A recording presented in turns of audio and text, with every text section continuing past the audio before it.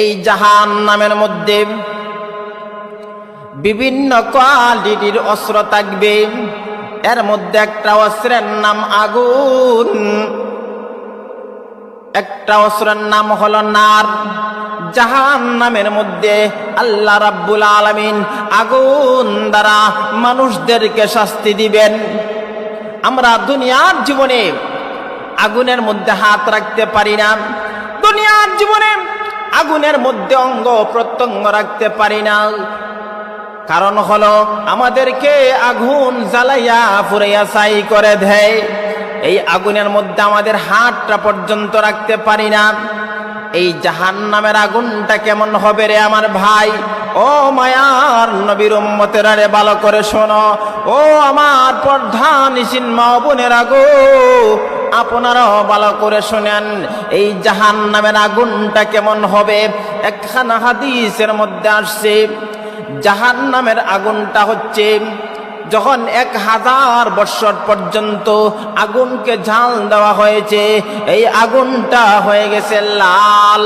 আরো 1000 বছর যখন আগুনকে জাল দেওয়া হয়েছে, প্রজ্বলিত করা হয়েছে, এই আগুনটা হয়ে গেছে সাদা। আরো 1000 বছর যখন আগুনকে জাল দেওয়া হয়েছে, প্রজ্বলিত করা হয়েছে, এই আগুনটা হয়ে গেছে কালো। এই কালোটা কেমন কালো? অমাবস্যার রাতের মতো অন্ধকার হয়ে গেছে, কোনো কিছুই দেখা যায় না, এমন অন্ধকার এই আগুন।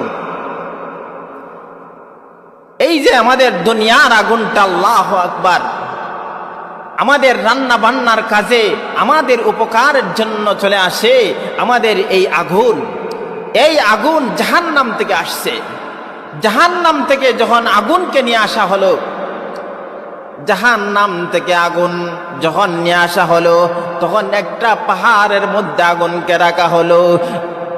আগুন যখন পাহাড়ের মধ্যে রাখা হলো, এই আগুনটা আবার জাহান্নামের মধ্যে চলে গেছে। আগুন যখন জাহান্নামের মধ্যে চলে গেছে, জাহান্নামে চলে যাওয়ার সময় একটা দোয়া দিয়া গেছে, আর এই দোয়াটা হলো দুনিয়ার আগুন। দুনিয়ার আগুন হচ্ছে 1 ভাগ, আর জাহান্নামের আগুন হচ্ছে 69 ভাগ।